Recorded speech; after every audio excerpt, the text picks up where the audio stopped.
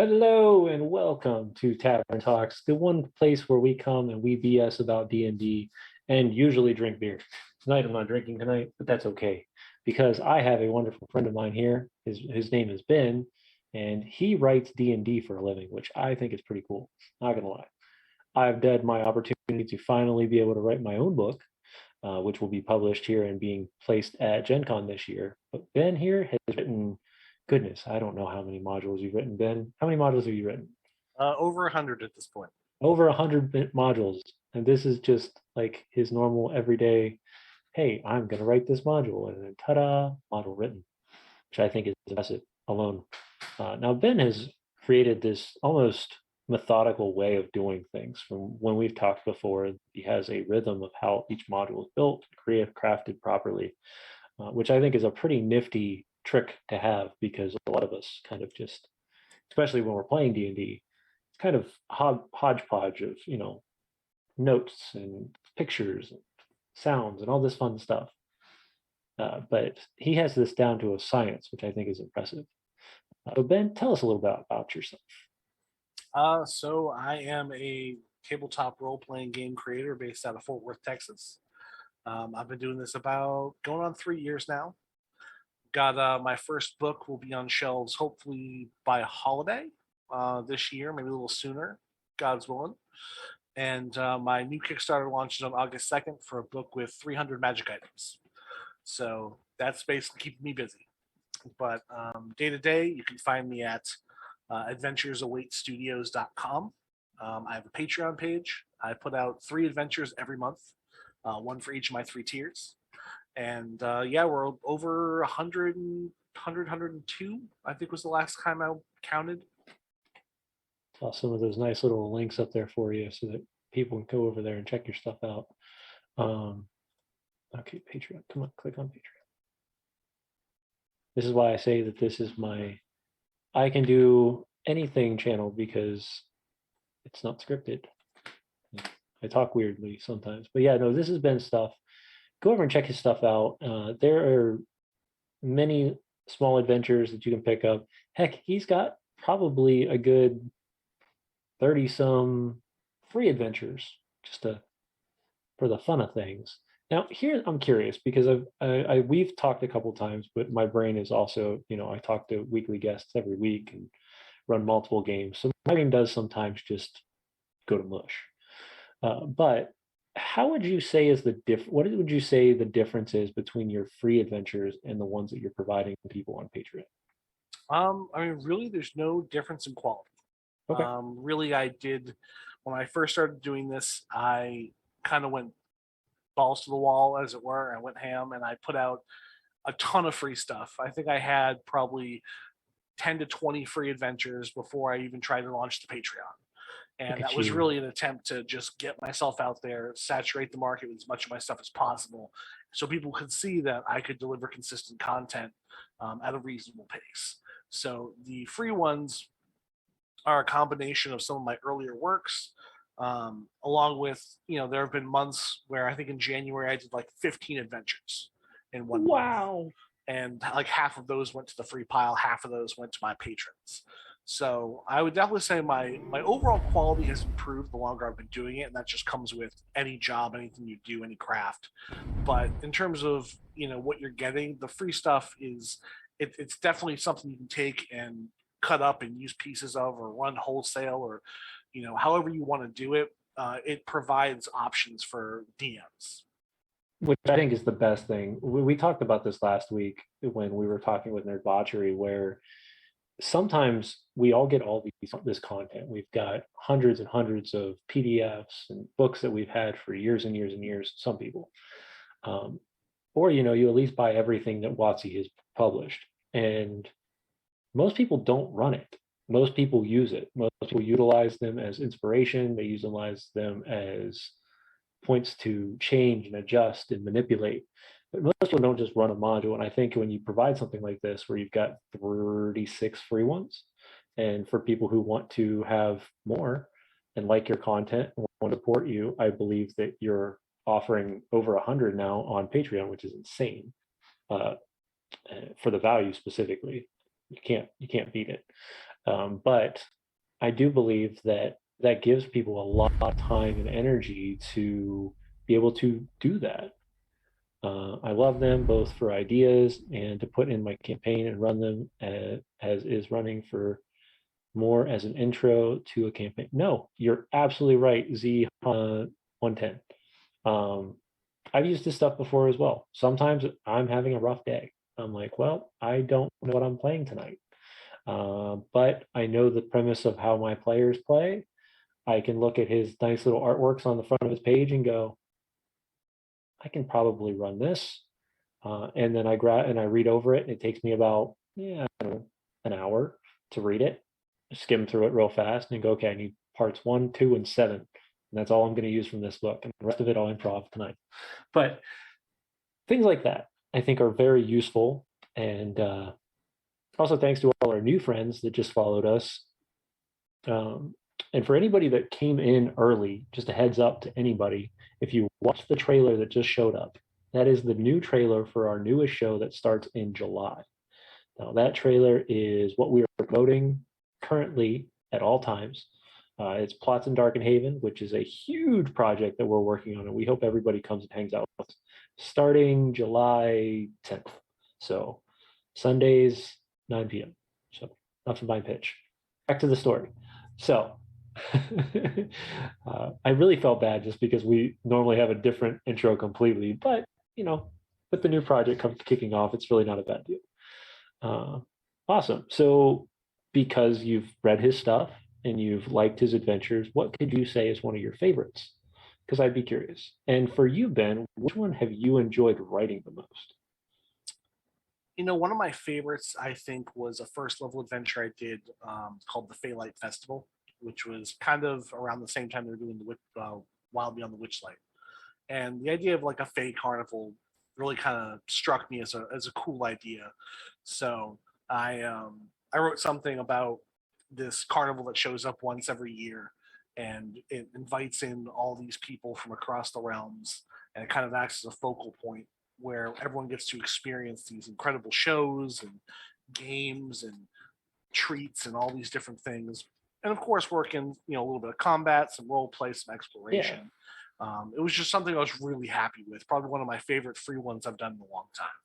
Nice. I like carnivals. If you couldn't tell, I mean, Gooey Cube, the company that I write and work with, they have literally the first entire box set, nothing but a giant carnival. Hey, heroes. But this, I think it's because it's so lighthearted, right? It's not, you can add those elements of stress and those elements of tension, but the normality of it being just a lighthearted carnival that might not be as much as you see, it kind of relates to people, especially when, like for myself personally, I go to convention or not conventions, I go to amusement parks all the time. And one of them, once it gets Halloween time, every Halloween has a carnival setting of these creepy, kind of off the wall characters. And I just think that resonates with a lot of people. And I think that's a great way to do it. Is it a mystery? Okay. So question to you, Ben, from Zhana 110. They asked, would there be a way if you would be able to theme your adventures either on the Patreon or on the first page that would kind of give an idea of what type of adventure each one of those adventures are? So the website right now is a work in progress. It has existed for since pretty much the inception of my Patreon. It happens. It served as a way to kind of have one place to go to access everything versus scrolling your way through Patreon and trying to find the right posts. It's hopefully it will get to a point where it's going to be a lot easier to navigate through. I try and do my best with my cover art selection, the naming, and then of course when you click on any adventure, it will give you basically the background of that adventure, which could be anything from 1 to 3 paragraphs, which for some folks can be a little long.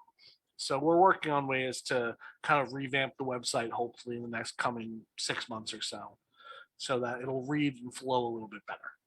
So maybe a suggestion would be is either at the beginning of your descriptive paragraphs, maybe like a 1 sentence thing that would state like mystery adventure in a castle, or horror adventure in a dungeon, whatever the point would be. I think that might help specifically this question, and I mean, but it's up to you, of course. It's not my adventures. I mean, my hope is to make it as easily accessible as possible. Yeah. So that's the point of what I'm trying to do. So yeah, I'll definitely. Uh-oh. We hit a snag here, people. So while we're waiting for Ben to return, Ben, are you back? I'm here. Yeah, my internet just cut out for a quick second. You Walt Disney there for a second. It's okay. Deep thoughts. That's right. Deep thoughts. But yeah, that's a good option. I would say that's the nice way to explain it, and I'm sure Ben will take that into consideration and look and see how he can set that up a little better for you guys to navigate the Patreon and navigate the site in general. But yeah, websites are a pain in the neck anyways, and it's something that has to be kind of placed on a back burner sometimes, because and I'm not a website guy. Yeah, like, same here. I've got a tech background, but it's one of those things I never really got deep into. And same. I use one of those website creation sites that does most of the work for me, but it's a little limited in terms of what I can do with it. So I kind of did the best I could with what I had, and that's what I've got now. Yeah, we kind of are the same way, and our website needs a huge overhaul. So if anybody does like that kind of stuff and wants to come help out with Misfits, give me a message. That's because we are definitely in the same boat. But yeah, Diluted Nami, if you guys, the people that have talked, would suggest your favorite adventures, though, I'd love to talk about those. So because we've already talked about the Carnival adventure, which I think is a great idea. Also, for new people that are in here, since we have quite a few viewers tonight, if you use your channel points, or misfit marks is what we call them, you can make all sorts of noises in the middle of the channel. So just tell me what you want to make sounds, and I'll pop it on the screen. Yeah. And that's just for me to have fun and let you guys kind of interact. So yeah, let's see here. So what do you, and I think you and I have talked about this before, but what is the first thing that you do to, hold on, fireball. My favorite. What do you use as your first set of inspiration?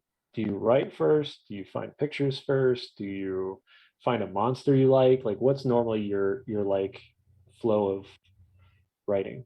I kind of build backwards. So I find something cool that inspires me, and I usually will build around that. So yeah, it could be like I really want to do an adventure with Oni as the bad guy. Yeah. Maybe I've been watching a lot of season 2 Critical Role. Spoilers if you haven't watched it yet, there's an Oni at some point. There is. Maybe I find some cover art I really like. Maybe I read about, maybe I'm going through old adventure stuff I've written but never did anything with. I'm like, I should go back to this idea that I had 6 months ago and never flushed out. So it's usually I'll find something that will act as a point of inspiration, and then I'll build a series of encounters and obstacles around that particular point of inspiration. Okay, nice. Let's see here. What else can we talk about? Let's see. I don't want to talk about anything that's crazy going on in D&D right now. That's not what this channel's for. So if anybody's going to bring that up, please, I'm going to squash that right now. Have you thought about making them into Foundry modules? Yes, I have. Foundry's great. Moduling is awesome. Moduling is a lot of work. Yeah, that's another one of those projects that my plan, my kind of 12-month plan, as it were, is kind of finish the first Kickstarter project, which, like I said, books should be on shelves by holiday season at the latest. Awesome. Launch the second Kickstarter August 2nd, book of 200 to 300 magic items, all while still doing the Patreon stuff throughout the months. But getting everything onto Drive-Thru-RPG is going to kind of be, I think, the first next step in expanding my reach beyond just Patreon and Reddit. And once we get that done, then depending on where the money sits, I'm going to try and get someone who knows Roll20 and knows Foundry to actually go ahead and help me with. Okay, I do know. I mean, I'll I have throw to you build some on money those. if you want to do it. I know enough about Foundry to be dangerous, Yeah, and that's about it. I know nothing about Roll20, yeah. even though I moved have from stuff that's been put on there Roll20. before. I've ran Roll20 for almost a year and a half, and then I moved straight to Founder, and I've never looked back. Like, That tends to be what I hear from a lot of people. I loved Roll20, but there's just so much more that you can do in Foundry now, and the drag and drop features that allow me to just, oh, I need a monster at this CR. Oh, let me go grab the one from D&D Beyond and throw it in my box, and then rewrite it a little bit, and now I've got a new monster. Like, Ride of the Headless Horror, I've run That's 4 times now, and Talen's Terrible Treasure twice. Yeah, Talon's is a great just dungeon crawl. Like there's Okay. not a lot of like fluff to Some it. It people was just like that. Like, I was some just like, people I want to just do a wanna- stupid dungeon crawl. I don't want to write a murder mystery. I don't want to super involved. Like I just want to go into a dungeon, fight some monsters, get some loot. Let's do some classic dungeon delving. And that was Talon's. It works really well for what it is. And I Ride think of the those Headless are Horror needed. was a lot of fun to do because Ride of the Headless Horror is that Ichabod Crane take on like Mhm. this guy is, you first meet this guy as he's galloping through the center of town, like lopping off heads, and everyone's like, "Get in the church! Get in the church!" And you're like, "I don't know what I'm doing here." Like you have a split-second decision, and Right. then there's a lot of different ways it can play out. If you suss out who the bad guy really is and what actually happened, you can avoid a lot of the combating stuff. You can end this in a few different ways. So Headless Horror was another really good one that I'm happy I was able to put out.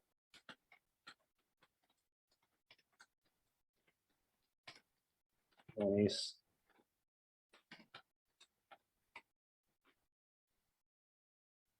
Let's see.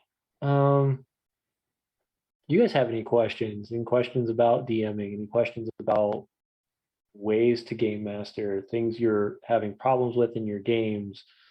Really, that is what this channel has always been about. It's about bringing guests on and coming up with new and awesome ways to play games in D&D. The pacing was a bit rough to fit into 4 hours, but I was really fun and all my players enjoyed it. But I'm playing in Exandria as the setting, so I had to change lore stuff. Yeah, that's the nice thing. If you can change stuff around in D&D, it's so much nicer. And a lot of my one shots are really 2 shots. It's like I try and keep it. I feel that way. That's how my mini adventure was for Gooey Cube. So 3,500 to 5,000 one-shot. words is like where I try and aim it. Sometimes it's a little more, sometimes it's a little less, depends on the adventure. But right. Depending on what is involved in it, some of my one shots are like 8-9 hours. It's like you have to set aside a whole day to play.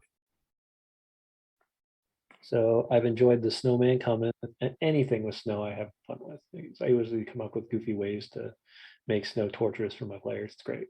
The snowman comments really was that specific cover art I found, and I was like, I have to write something about this. I think I had just watched Krampus, so I was like, oh yeah, we're gonna do some kind of like hold up inside a house, monsters attacking, something to that effect, and snowman comments was the result. Nice. So Shadow Lantern says, how do you recommend balancing RP and combat when time is sensitive? It really depends on the group. I run. Pick what your players enjoy mostly. Exactly. I run 3 games and I play in 1 every week. Plus, I occasionally play with our friend Phil over at the last game board when we do Whose Roll Is It Anyway. I missed that. I haven't done it in a while. I know, but Phil needs to get his streaming set up and running. And he's been gallivanting around. Playing D&D in castles and stuff. So he came on our show really the week after he got back from that and was like telling us all about it and showing us all the videos or images stuff. It was great. Lucky son of a gun. But it depends. I have my Wednesday group. I feel like I have a really perfect balance. My Sunday group is a perfect balance of combat and roleplay. They like both equally, so I really can kind of just let them do their thing, and they'll work their way through the adventure at the pace that works for them. My Wednesday group is super into roleplay. Like it takes them forever to progress the story because they're content sitting there talking with the tavern owner for like an hour and a half. And there are times like I'm gonna go to the bathroom and I come back and they're mid deep in conversation, as characters, and I'm just like, this is awesome. My Friday Yeah. group wants nothing to do with role play. My Friday group is kill the monsters, get the loot, move on to the next dungeon. Oh, it's the D and D, or it's the not the D&D, it's the Diablo character. Oh yeah, You yeah. know, It's a loot grind for that. That's what it is. So it really depends on the the players you have at your table and what they're looking to get out of it. So I would start there and kind of work back from it. So if you have people who are like, yeah, I really enjoy role playing, find more ways to work that into combat. Do the Matt Mercer where you're more descriptive in how people die and how things are attacked and so on and so forth. If you've got people who are more, murder hobos, then just chuck dice, let them kill stuff, describe some gory deaths, and move on. yeah, really, I mean, that's the biggest thing. For a stream, for a audience, you want to liven up everything. You want to make sure that the role play feels natural. You want to make sure that the combat, you can feel it yourself as you're going through it. But for your players, if you're playing in a back room with your friends, model it what you and your players enjoy. That's the best way I can put for recommending balancing. Some people are gonna just want to role play. I tell my players every week, and I have paid games and I have personal games. My paid games, my players are like, hey, we don't mind, a session of nothing but role play, or we want, and normally we're very connected when it comes to what we're actually going to be running. But one of my games, they're like, hey, we want combat at least every session. And I can commend to that. Like, I understand combat. If you really think about D&D, and I know a lot of people will fight me on this, but D&D as a book is 75% combat. Oh yeah, 25% of everything else. Like, it's all about combat. That's what all the instructions are about. That's what all the rules are about. And there's a reason for that. And it's really all about conflict. I think is a better. It's about conflict. Yeah. Yeah, and conflict 9 times out of 10 turns into something physical. So you got to have the rules for that. Right. Exactly. But yeah, it's going to depend on the players, and that's, like you said, it's what they want. As the DM, your job is you're putting on a show. You're hosting a party, basically. It's like you want to have the right snacks, the right food, the right music, the right games. Like, it's the same kind of thing. Is when you're running D&D, you want your players to enjoy it and have a great time. Right. So you want to deliver the experience that they're looking for. When I put groups together, I do session zero. Session zero is a huge thing. Sit down and talk about expectations. What are you looking to get out of this? What do I have to bring to the table for you to have a good time? And sometimes you get groups that don't work. I've had people sit down and be like, this isn't for me. You got to just be like, all right, you'll find a new game master somewhere else. And it shouldn't be a bad thing. It shouldn't be. A lot of times it's not anything more than your expectations and your enjoyment is different than that person. And that's okay. People are different. And there's game masters for all types. And there's game masters like me who will play all types and will try to make it fun. But there are days where I will tell people, I'm not playing this. Mm-hmm. If all you want to do is go in, kill mindlessly, get loot, and continue, but you don't want any story, I am not your game master. I will honestly tell people that straight up in the face. Now, mind you, do I mind a one night every once in a while just mindless slaughter of goblins? Go for it. Good with that. But if it's a day in, day out, or week in, week out thing, no, I tell people automatically up front, that's not my game. Sorry. Yeah. I'm also not a very good I'm not the like slapstick comedy D&D DM either. And if that's what they're coming for, like, my characters are not going to spew gummy bears and candy out of them. And now, mind you, if I play with my kids, it's different. Like, that's completely different. And once again, you tailor it to your audience. Tailor it to your audience, right? I really try and play with Rule of Cool. We were playing my Friday group, and they came across 3 ogres, and they engaged the ogres in combat.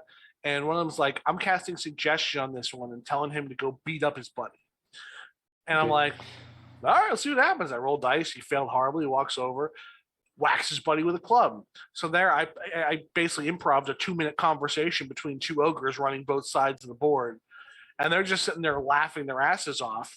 Well, I'm talking about, Gary, why'd you hit me with your club, you idiot? get the pancakes. And they're cracking up, and I'm just like, it's Right. dumb, but it's fun.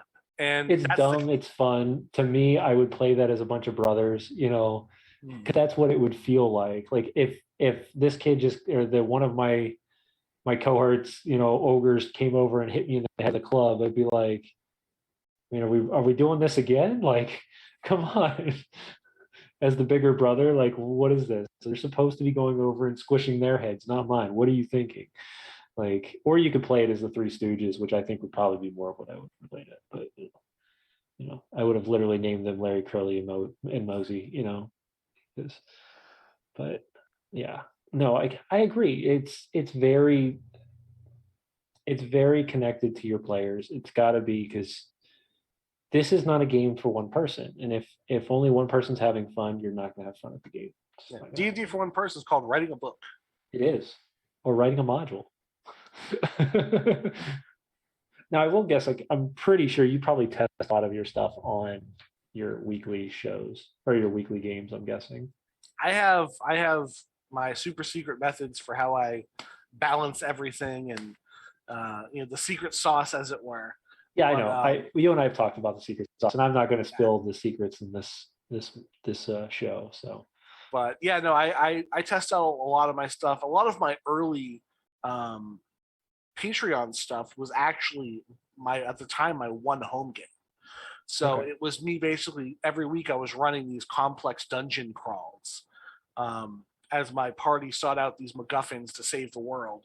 And I was like, I'll just convert it over. It works. It's already done. Here we go. This is great. Yeah, Everyone loves it. It's balanced. It works well. I can tweak what I need to tweak. Now I think I've gotten a better handle on balance overall.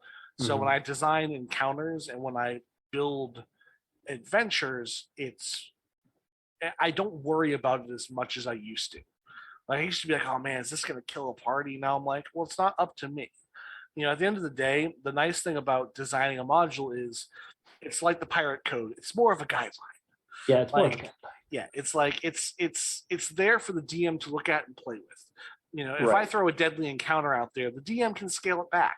They can fudge some rolls. They can look at it and go, yeah, my party, I've been giving my party magic items out the wazoo. They're going to crush this. I'm going to add in 3 more bad guys. Or, maybe it's a low magic setting and they've got like 1+1 sword in the party. And you're like, yeah, they're going to get steamrolled by this. I'm going to scale it back a little bit. So I provide the framework. I provide the story. I provide everything you're going to need to run an adventure. But then it's kind of up to you as the DM to mold it and make it fit to your party's needs. Agreed. And on top of it, you don't know what that party's coming in with. You could be fresh. You could be, not to mention, heaven forbid, they choose a different style of starting array. So you could do, normal starting array, or you could roll stats and everybody has 18s. Oh yeah, I've been there. That was my last Friday group. Was they started off at level 1 with the barbarian at 20 con and like 18 decks. It was atrocious. Everything was horribly unbalanced. Yeah.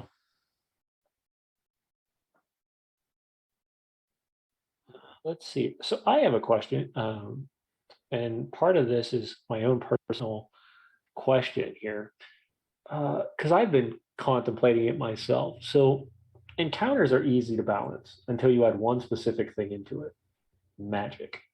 Magic items throw encounters from like, okay, this makes sense, to did I plan that right?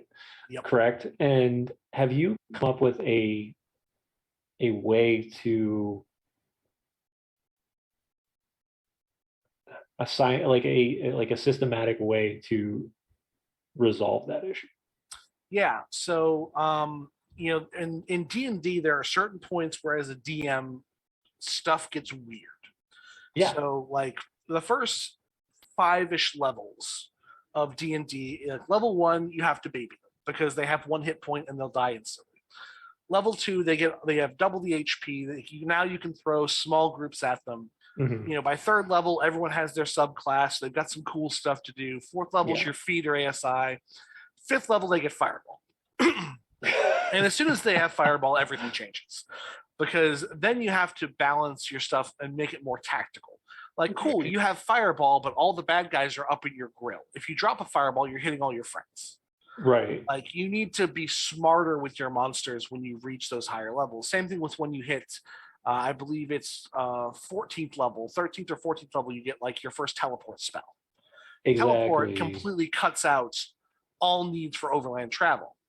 So you have to start really looking into the rules for that and figuring out your mishaps and how well they know the location. You know, in my Saturday group, I play a goblin wizard, and I just got the teleport spell, and my DM hates it because I'm a rules lawyer to a T. I follow those rules because I know the game, and he's just like, well, all these encounters I prepared are useless now. I'm like, I'm sorry, man. Like, I got teleport. I got to use it. So Right. when it comes to magic, really, you still do the same basic math that you would do on like a standard non-magical combatant. It's just a little more complex. So, Yeah, for it's like example, trying to figure out like how much, especially if you're trying to like balance challenge rating, right? mhm, But two of your players have a uncommon magic item or +1 magic item rather. mhm. Like, how would you have you come up with a systematic way to figure out like, I okay, mean, there are this a lot of challenge rating tools definitely has online. to go up. There are a lot of I tools don't have online that that make. tool. I need Yeah, that tool. I That's the will one send you that tool tool. that I really need. That tool sounds fantastic. There are a bunch of tools online that are really great for encounter balance. Um, one of them was done by, I believe his name is Kyle. I will get it to you so you can link it in your chat. But it is a phenomenal tool. Let me pull it up right now and I'll get it over to you. And it is a CR calculator. Drop this in your chat so you can throw this Nice. into. This Sounds has been good. around for a while because it's a NeoCities. It's a NeoCities website.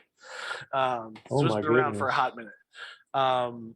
But he put this awesome calculator together that does most of the math for you. This is a super top secret.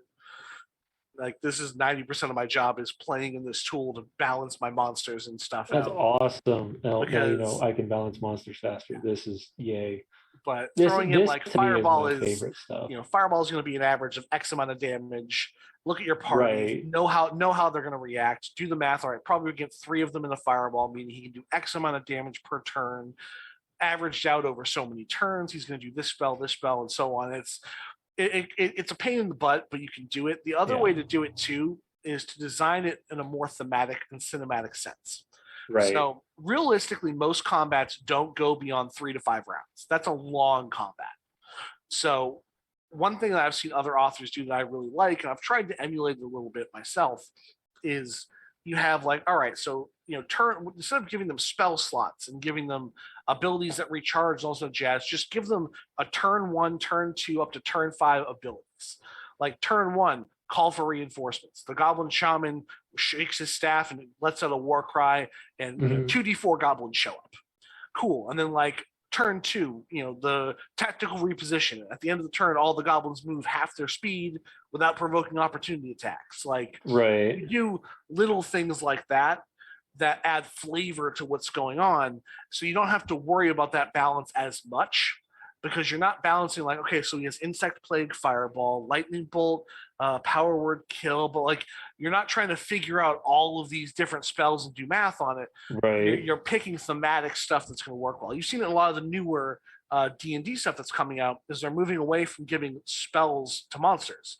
Instead, they have, if you look at Mordenkainen's Is it the new Multiverse. book? Yeah, Monsters of the Multiverse. If you look at that, for example, I can pull up one here. I'm pulling it up right now too, because I have not. That's like the one I have yet to dive into yet, because I've had no time. But I'm curious now what you're saying, because that makes a lot of sense that they're now moving to more of a thematic rather than spell consistency. I'm trying to find a good example here that I can show you. I'm going to go with something ridiculous like the Morkoth.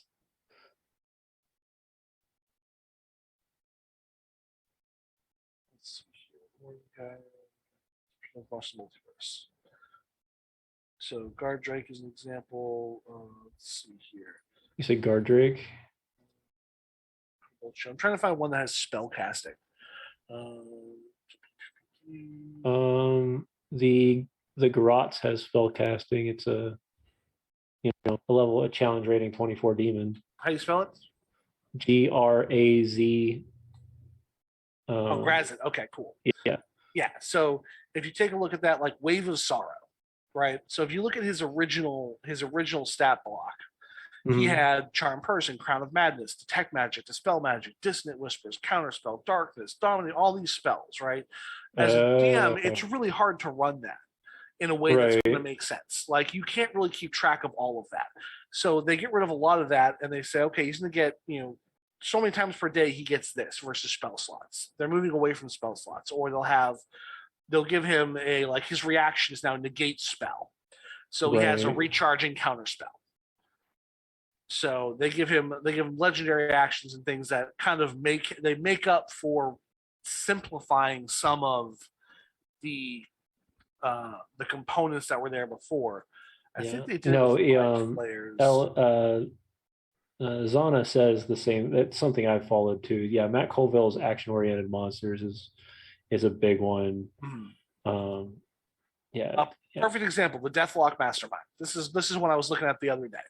Originally from Mordenkainen's Tomophos, right? Yeah. So 2 5th level spell slots, some cantrips, a bunch of other jazz. Okay, it's for some people it's just overwhelming. So now it's like, all right, cool. He's got a Grave Bolt attack. So he has a ranged attack, a melee attack, and then he has a couple extra spells that will help him throughout the day. Exactly. It's stuff that's designed to give it flavor without making it super complex, because that's really all you need to do. Like when I design monsters, the monsters I design from a mechanical standpoint, it's probably the same as 10 other monsters you fought before, but I give it something cool that makes it distinctive, that makes it unique. Exactly. That's where it becomes interesting. Like if you look at, for example, the Ghoul, right? The Ghoul is a great monster, good at low levels, has a paralyzing touch. Something cool about that is it doesn't work on undead or elves, because according to lore, elves are immune to that for some long, complicated reason. But it's just kind of a cool extra thing to throw in there.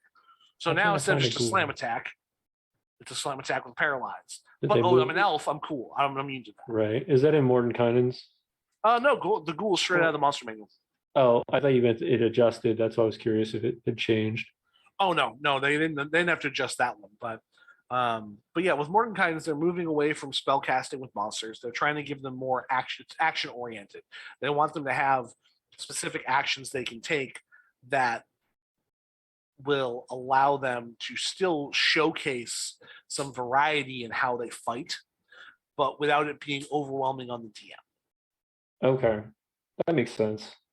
And I think they're definitely moving that way. I think a lot of times we're seeing it happen where people are quickly moving that direction compared to what we had expected.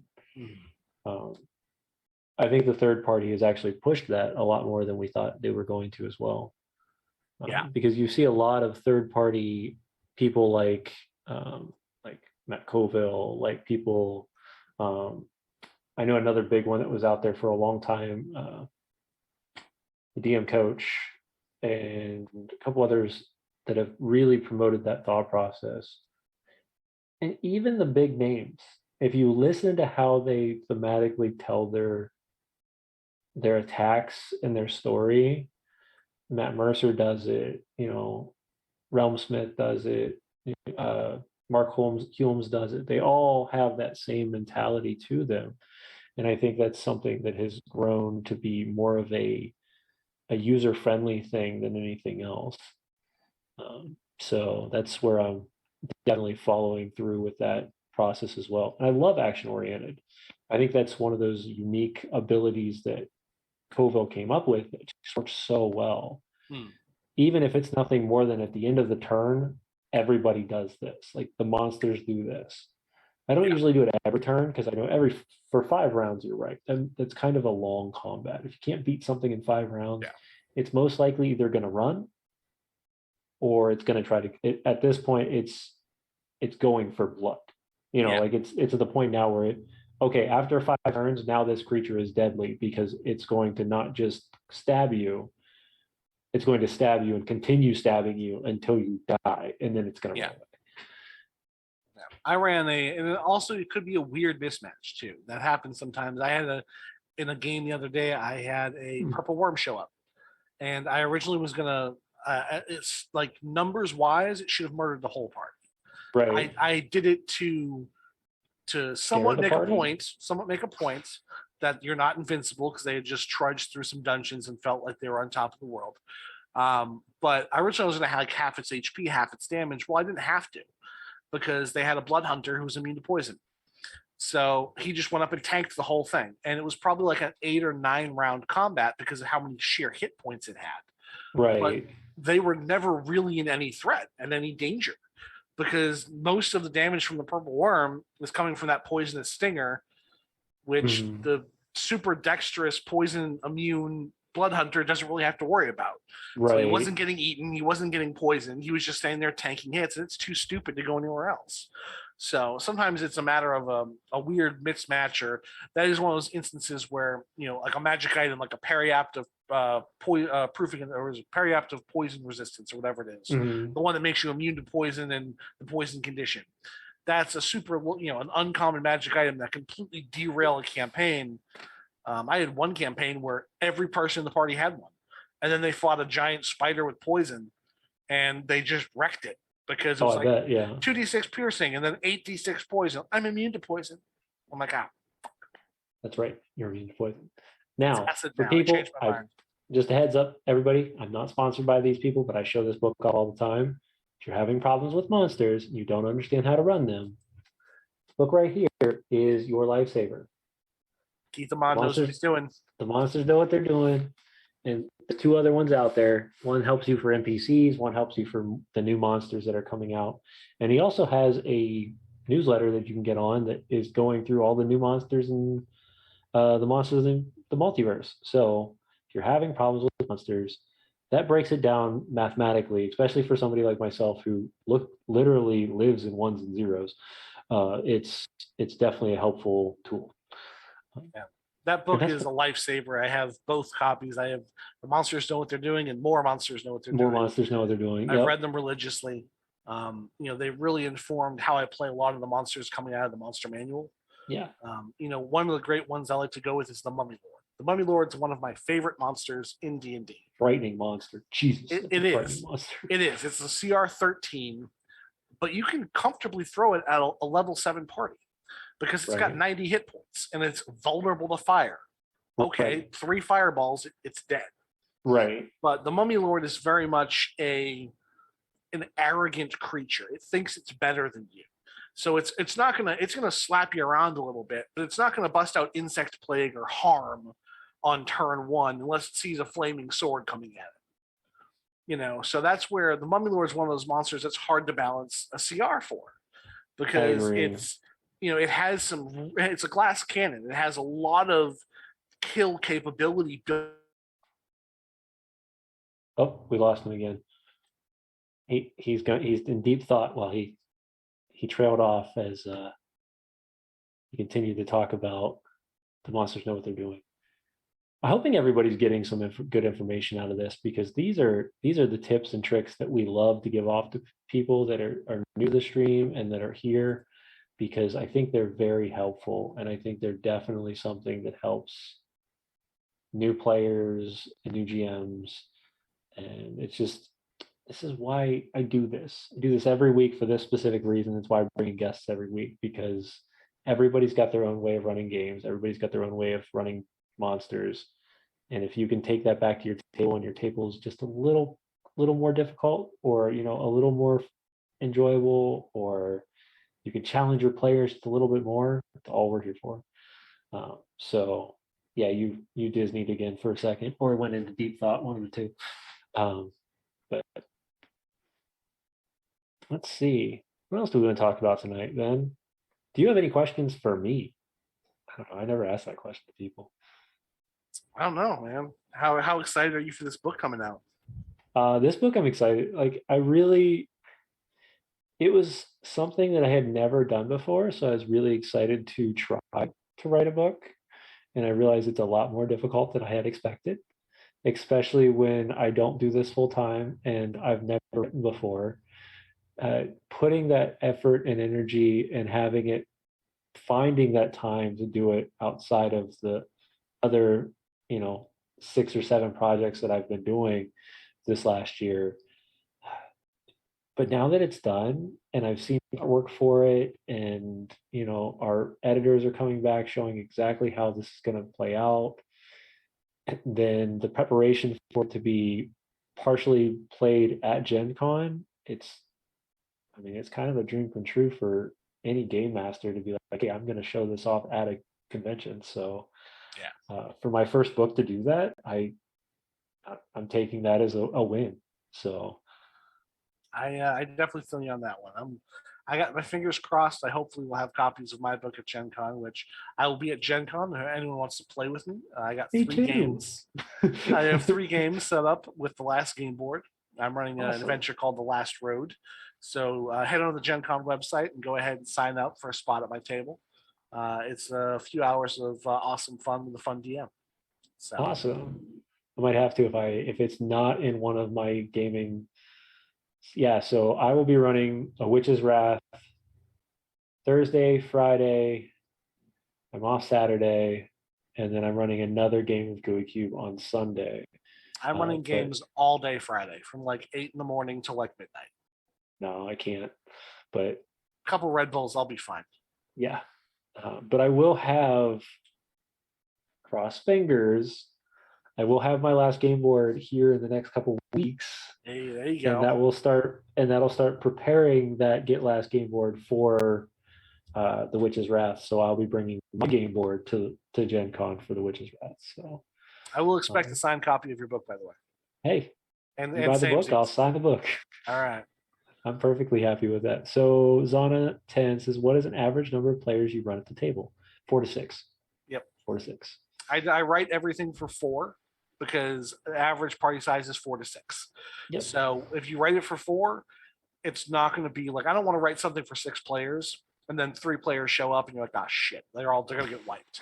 So I write everything balanced for 4 players of a given level. So that way, whatever I write, this is another trick too, is it's going to be a little bit easier because I'm expecting more people to show up than I've written it for. Right. So that's another little trick too, is guesstimate a lower number of players than what you expect to have, and then you can balance your stuff much more in the player's favor. So, caveat to that, and this is something I'll suggest you to look into as well, Ben. And this is something that Gooey Cube does, and what I had to do as part of my book is every monster encounter has multiple little pieces at the bottom of them that says, hey, is your party going through these too fast? To make it harder, do this to the monster, do that to the monster. And those are huge helpers too, because that will help you balance the 4 to 6 player issue.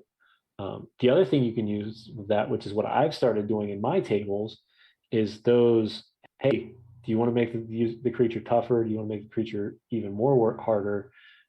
It's a really bad way of talking, but I'm not a professional, so it's okay. Is to slowly add those things to the creature. So maybe the creature hits 50 hit points or 50% health. Okay, now he's going to get tougher, so he's going to have these extra bonuses. At 25%, he's straining for life, so he's going to be pulling out all the stops. So now he's got this extra bonus or whatnot. And you can thematically do that too. You can state that the creature is now, his skin feels tougher, or, spikes go from the back, the kind of crazy stuff that you see reptiles and such do. But yeah, those are the different things you can do to ramp up that or ramp it down depending on what your party size is. But for suggestion and for my tables, 4 to 6. Yeah, anything beyond 6 is just not manageable. And not to mention it's slow. Yeah, combat will take you 3 sessions to get through one combat. Do you want to play one combat every 30 minutes, or do you want to play one combat one round every 10 minutes? Yeah. And those are the downfalls. Role playing is a blast with 100 tons of people. Playing's great. Combat is god awful slow. And if you want to make it faster, you have to start cutting health points, you have to start doing weird things like increasing damage, cutting health points, those types of things to speed up combat. But it also makes combat much more risky because now you've got this very high risk, high reward mentality. But if your table likes that, go for it. Go gritty.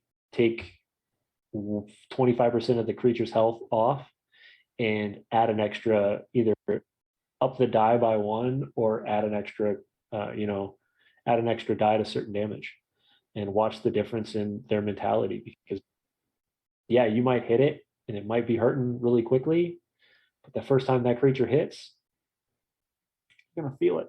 It's gonna hurt. So I mean, those are just ideas. That idea actually comes from my buddy Bear, or Baloo rather, who is another GM that lives over in the Middle West, and that was his suggestion to me when I had to make my game a little grittier. I was like, that was a nifty trick, and I'm telling you, my players freaked out the first time I did that. For my 18th month long epic adventure, the final battle took 18 hours over a weekend with 10 players from 2 separate adventure parties playing in the same world. I needed a 9-month epic after that. Wow, that's insane. So in a case like that, that works wonders, because what you're doing is you're bringing 2 full tables together for one final adventure. So yes, it's going to take forever. I've played in only 2 games my entire life that's been over 6 players. One, I'm military, so we were deployed in the desert. We had nothing else to do, and we played 7 hours twice a week. Tax dollars at work, ladies and gentlemen. And there was 12 of us playing. So that's all we did. I worked 12-hour shifts every day, but I hit the gym, I slept, and I played D&D. That's all I did for 6 months. But yeah, I will say my 12 hours working was not fun. But when you knew that that was the only difference, and all you were doing was coming home and playing a really fun game with 11 to 12 players, I didn't care. So payoff. So worth it. DMing 25th level PCs was interesting. So I'm guessing you're playing 3rd edition? I mean, you can do, if you're doing the major boons from like the DMG, you can kind of do it in 5th edition, but yeah, high level play is just so, like, the thing about high level play that a lot of people don't get is it's not balanced. It's not meant to be balanced. It's not supposed to be. You're not supposed to be once you crack normal. level 15 to 17, like 17 to 20 is just a complete free for all. Like I wrote a 20th level adventure, a one shot for my thing called the Final Countdown, and I didn't include any maps because I'm like, it doesn't matter. They're going to teleport everywhere. Exactly. They're going to fly everywhere. They're going to ignore all the terrain. Like there's no point in me even doing maps for this adventure because of how much control the players have at level 20 over the world. Yeah. So you think about it, your tier levels is kind of where you want to balance your games out. So you get your 1 to 4, you get your 5 to 8, your 12, and then your 12, and then your 13 to, whatever. And you can even kind of balance it as 5th, because you can go 13 to 17, and then 17 on is just, you're a god. But no, I completely agree. A 9-month break after that kind of an adventure, go for it, buddy. You deserve it. Yeah, take some time off. But 3rd-party book by 2C Gaming. Cool. I'll have to look into it. Didn't know they did epic adventures. I've heard it. It might even be saying the exact same word of what the book is, because I might have seen it once and went, looks interesting. I don't play those high-level adventures because I have to have a reason. Mm. And I don't have a lot of parties that want to go to that level. And mind you, I have a personal connection with all of my groups, that there are certain level points they hit. I ask them questions that are very deep questions. And most of those questions is why is your character continuing? Why are you still risking your life every single day to do something? And if they can't give me a good answer, normally as a group, if they can't give me a good answer, we sit down and we talk about it.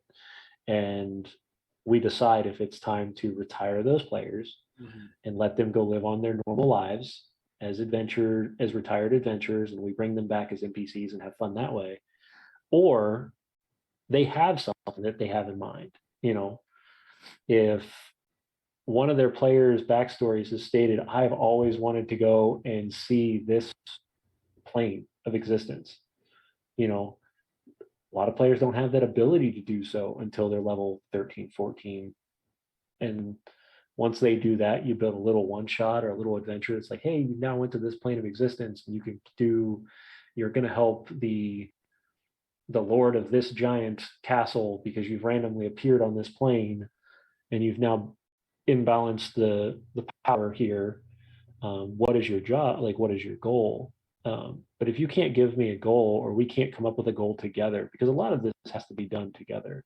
If you're going to run these high level adventures, make sure it makes, either you're doing it for the way Ben did it, which is literally, here's a module to play in, to just play as a 20 level adventurer.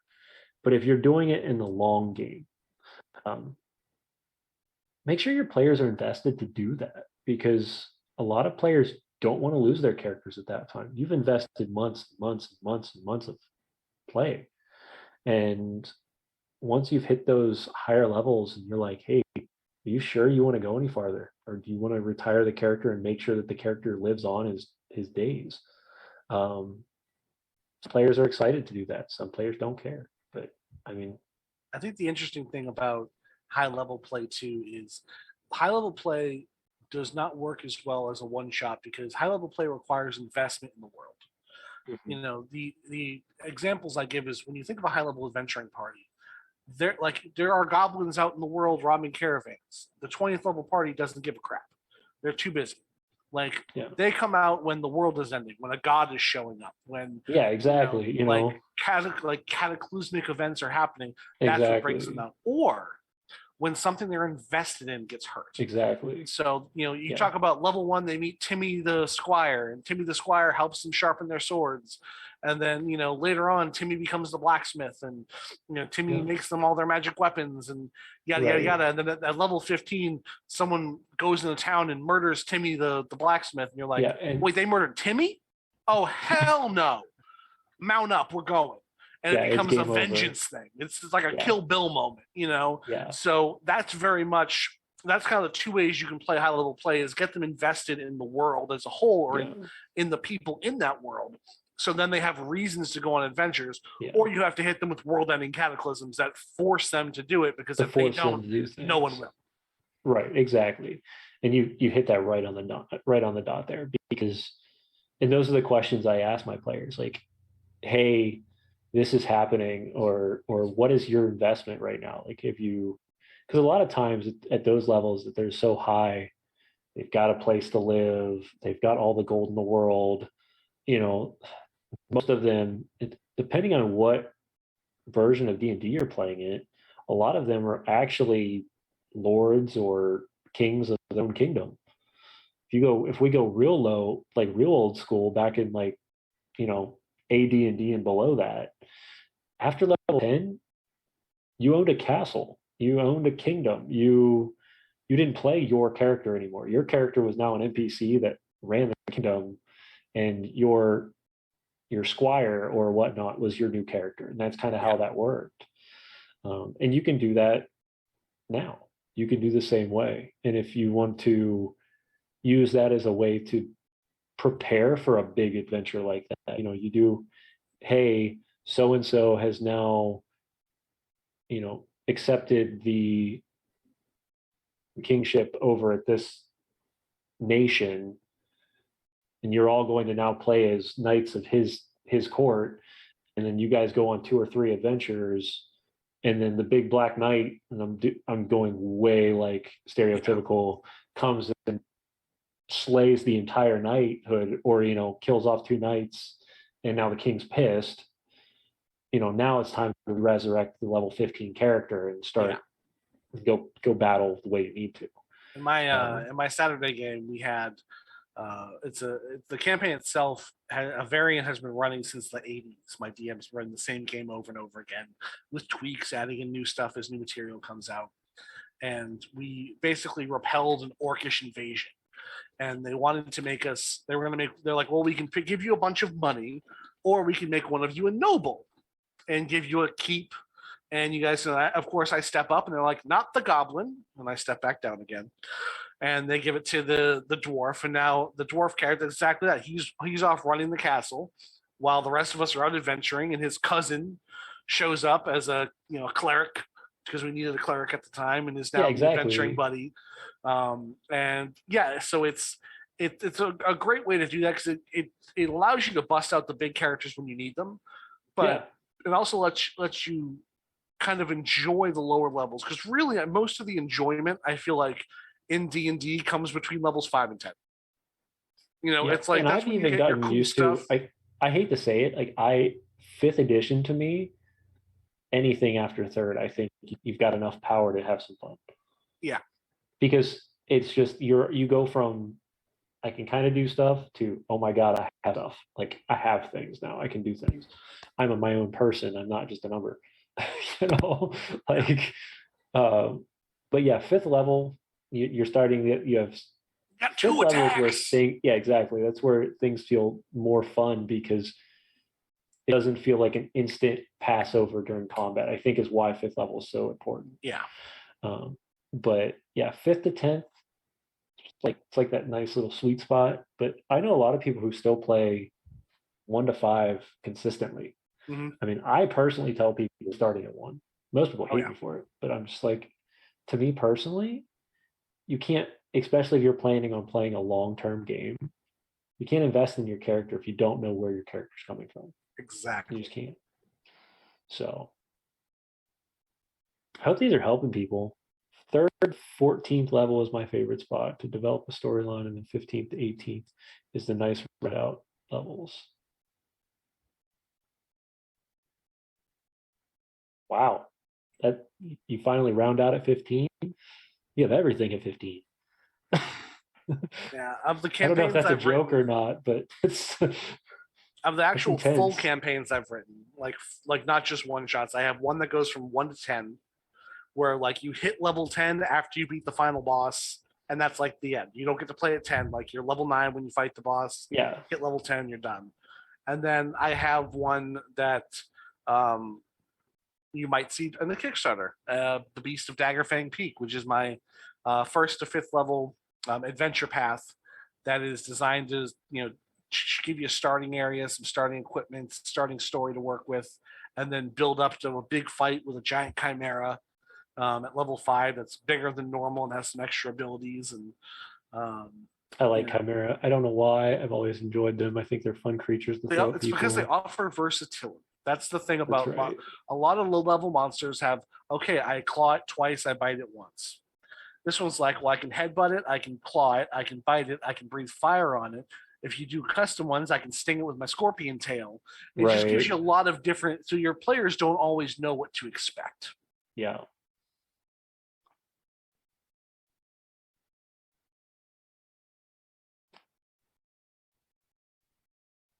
Bouncing through all of the images that you sent over, just curious to see if there's anything we want to show off. All your stuff is done all your maps are done in Dungeon Draft, correct? Correct. I use Dungeon Draft for Dungeon everything. Draft Some for of my everything. earlier ones used commercially available Dice and Logos maps. Okay. So if you grab some of my really early ones, you might get some black and white Dice and Logos maps. But everything I do nowadays is all done through Dungeon Draft, which I will say at home, if you can't do maps, like I can't do maps, if you don't draw, but you want professional looking maps, Dungeon Draft, I highly recommend the software. It is worth every penny. There's tons of free assets out there if you're not looking to go commercial with it. I'm very lucky. I have a TV and a table, and I have a TV in a box. So when I do maps, I can show full color maps on the fly and go from there. But printing them out, even it's you can't beat it. No, and the investment of it, the maps look pretty. Like, they're not just plain maps. Like, that's the one thing I've liked about Dungeon Drafts. It's the one thing I like about Incarnate. It's why I pay for both of them, truthfully. I like the artwork of Incarnate better, but I think Dungeon Drafts has a lot of tools that work very nicely. Yeah. For anybody who's curious and has not tried it out yet, the new Dungeon Alchemist is a fucking phenomenal tool. And for a game master that just needs something. But yeah, it's if you've not seen it yet, Ben, it is phenomenal. I've played with Dungeon Alchemist. I'm waiting on them to update their export ability because right now when you export, you can't just export the map. It gives you some extra bits, so it doesn't size right for 1-inch squares. You have to throw it into Photoshop, chop off the edges, do some pixel math, and then readjust your PPI so it'll print or display at 1-inch grids. Besides that, it is a great piece. If you should like, I need an in real quick, bam, you're done. Yeah, I use it for a lot of outside stuff. Like I need a forest. One move, and I've got a forest. Add a couple extra trees, depending on how dense I want it. I'm done. And then now with the new elevation silt additions and stuff to it, new world. Is it possible to get a dungeon draft file so we can export it to Foundry with walls implemented from the get-go? So I'm guessing that's going to be more of a no, because he would have to build those early. So it would for me in terms of, I guess that's probably a question for me. Yes. Is it depends. So I do some post-production stuff in Photoshop sometimes in the maps when I don't have certain assets that that I need. But it's something I can definitely look into. If you guys don't mind a slightly more raw map, it's something I could definitely do it with some of my future stuff and export that as well. Nice. So yeah, so since we're closing in on our hour, before we go, I want to give you just an opportunity to kind of share a little bit with the audience and with myself this new Kickstarter that you're planning out right now. What is the theme? So the new Kickstarter is Adventures Await, Arcane Armaments. So it is a book of 200, potentially up to 300, depending on our stretch goals, magic items for 5th edition. And what I'm trying to do with this is I'm trying to get away from the classic, I have a +1 sword. I want every weapon, every piece of armor, every item to have some flavor to it. I want it to feel unique in the world. There will be some stuff where it's like, I have armor that's resistant to some damage types, but then, maybe it's Raven Queen themed armor. So you can teleport once per day and you gain resistance to all damage when you do until the start of your next turn. Or, I'm leaning heavy into a new mechanic of basing item abilities off of your proficiency bonus. So there's going to be, so to make items scale better, to give you a reason to hang on to that really cool cloak you've got. For example, I have a suit of armor called Face Step Armor. And what it does is whenever you teleport, you can teleport an additional number of feet equal to 5 times your proficiency bonus. So at level 20, that's an extra 30 feet of teleport off Misty Step. Yeah. So it gives you something you might grab and be like, this is not what I need now, but in like 5 levels, it's going to be what I want, and they'll stash it away for later. So it's going to be fully illustrated. I have Dire Quest, who I highly recommend, Instagram.com/DireQuest. He does phenomenal artwork. He did all the interior artwork in my first Kickstarter book, which is a collection of 40 of my adventures that's coming out soon. But Dire Quest is handling all of the item art, and we're working on the layout together. So it is going to be the hook and your first Kickstarter. What about my first Kickstarter? Is this you said this is the artist? Yes. Yeah. Dire Quest did all of the interior art. I could instantly see it because I was like, I looked at the artwork and I was like, oh, this is very. Yeah, he has a great style. He's phenomenal to work with, and we're really excited for the new book. We're gonna try and lay it out so you can literally flip through it and have it be like a catalog. Unlike the Dungeon Master's Guide or some third-party supplements where it's like, okay, that's cool. Let me find out where it is in here and try and locate it. It's like 3 items a page. Bam, here's an image. Here's the block for it, and it's going to be color-coded. so you'll know what rarity it is. You'll know like what it equips to. Right. I'll be able to You flip thought open about a maybe book. doing a deck instead of a book? I've considered doing decks of cards. Um, it's not in the cards, pun intended, right now. I've reached out to a few different partners, and I wasn't able to get a response that I wasn't able to get it set up to a point where I could produce cards in a way that was cost effective, and I would get the quality I want, and I could still do the book. I might So have somebody you could talk to. I'm open. I'm open talking to some people about it. Like, I mean, we'll chat after the show, and you that's can let me fine. know. You can let me know who they are. I'm Yeah. definitely down. I mean, I'm always down to add some stretch goals. Like I said, we're pushing 300 Yeah. items with stretch goals, plus a brand new class, the Antiquarian, who's an item focused class. Okay. They're squishy. They're kind of a squishier occult warlock with a penchant for magic items. What are those weird creatures that they have on what is it, the fantastic beast that just steals shit? Oh, That's what the this sounds Niffler. like. It's what it sounds like. Yeah, I released a version of the Antiquarian like a year ago, and people really liked it. But I've been tweaking it ever since then. So Right. that's one of the stretch goals. We're going to have a brand new Kickstarter exclusive adventure that's only going to be in that book. So Awesome. if you like my stuff, check out my website. I'm going to have a link to the new Kickstarter live as soon as the follow page goes up. You'll be able to follow it from my homepage. And yeah, if you're looking for a bunch of adventures and you want some great art, check out my book. It's available in PDF on DriveThruRPG right now. Link on my website, and it'll be in print hopefully in the next few months. Awesome. Well, Ben, as always, it's always a fun time just talking with you. You've always got these just very good energy about yourself, and you share awesome ideas. I want a Niffler for D&D just to mess my party. Now, thanks for the idea. Of course. You can actually, there's a bunch of creatures like that you can use. They're called Zorn, and they go after treasure. Yeah, and you let can them just shrink drop. them. Oh yeah, I put 2 Zorn against my party the other night, and both of them ganged up on the bard with 8 attacks total. Dropped the bard. I'm like, what magic items do you have again? And she looked at me with the look of sheer horror on her face. Well, yeah, because as we rolled to see if they took anything, and she got very lucky they didn't take anything. But yeah, that's the easiest way to scare your players is threaten to take away their toys. Exactly. And that's also a good way to balance the party out, is if you give them toys that they weren't supposed to have, you can always take it away. Yep.